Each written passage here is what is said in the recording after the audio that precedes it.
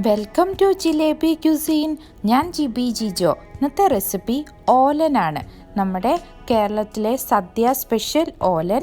ഇപ്പോൾ ഓണമൊക്കെ വരികയല്ലേ, അപ്പോൾ നമുക്ക് ഓലൻ തയ്യാറാക്കുന്നത് എങ്ങനെയാണെന്ന് നോക്കാം.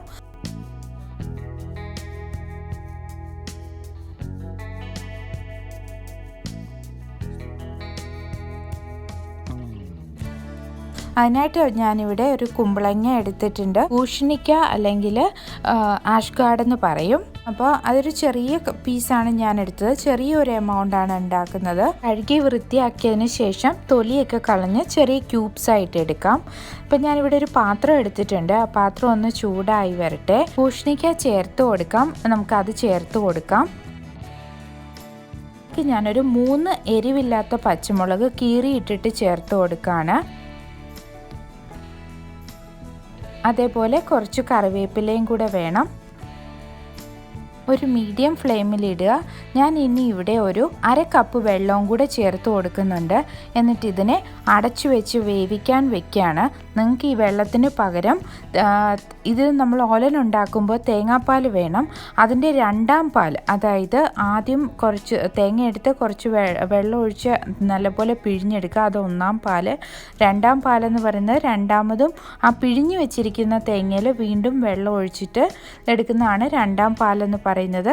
ആ 2ാം പാൽ ഒഴിച്ചിട്ട് ഇതുപോലെ കുറച്ച് ഒഴിച്ചു കൊടുത്തിട്ട് കുമ്പളങ്ങ വേവിച്ചെടുക്കാം.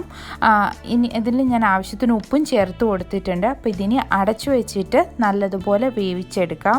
ഞാനിവിടെ ക്യാനിൽ കിട്ടുന്ന തേങ്ങാപ്പാലാണ് യൂസ് ചെയ്യുന്നത്. വെള്ളമൊക്കെ വറ്റി കുമ്പളങ്ങ വെന്ത് കിട്ടിയിട്ടുണ്ട്. ഞാൻ ഇനി ഇതിലേക്ക് വേവിച്ച് വെച്ചിരിക്കുന്ന വൻപയറാണ് ചേർത്ത് കൊടുക്കുന്നത്. ഒരു 1/4 കപ്പ് ചേർത്ത് കൊടുക്കുന്നുണ്ട്. വൻപയർ ഓവർനൈറ്റ് കുതിർത്ത് വയ്ക്കുക. എന്നിട്ട് പ്രഷർ കുക്കറിൽ ഒരു 5 വിസിൽ അടുപ്പിച്ചെടുക്കാം. ആദ്യത്തെ 2 വിസിൽ ഹൈ ഫ്ലെയിമിലും 3 വിസിൽ മീഡിയം ഫ്ലെയിമിലും അടുപ്പിച്ചെടുക്കാം. അപ്പോൾ നിങ്ങൾക്ക് നല്ല പരുവത്തിന് ഇതേപോലെ വെതറി കിടക്കുന്ന വൻപയർ കിട്ടും. ഇനി അത് നല്ലതുപോലെ ഇളക്കിയതിന് ഞാൻ തേങ്ങാപ്പാൽ ചേർത്ത് കൊടുക്കാൻ പോവാണ്.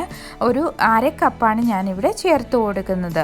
നിങ്ങൾക്ക് ഫ്രഷ് പാൽ തേങ്ങാപ്പാൽ എടുത്ത് വെച്ചിട്ടുണ്ടെങ്കിൽ അതിൻ്റെ 1ാം പാൽ ഈ സമയത്ത് ചേർത്ത് കൊടുക്കുക. ഇത് ക്യാനിൽ കിട്ടുന്ന തേങ്ങാപ്പാലാണ്, അതുകൊണ്ടാണ് ഇത്രയും നല്ല തിക്കായിട്ടിരിക്കുന്നത്. അപ്പോൾ അതിനെ ഒന്ന് നല്ലപോലെ ഇളക്കിയിട്ട് ഒരു 2 മിനിറ്റ് അതൊന്ന് ഇളക്കാൻ വിടാം. അപ്പോൾ അതൊന്ന് തിളച്ച് വരട്ടെ.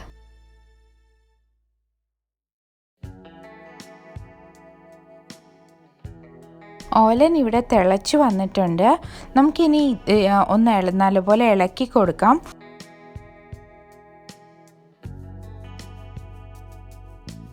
കുറച്ച് കറിവേപ്പില കൂടെ നമുക്ക് ചേർത്ത് കൊടുക്കാം.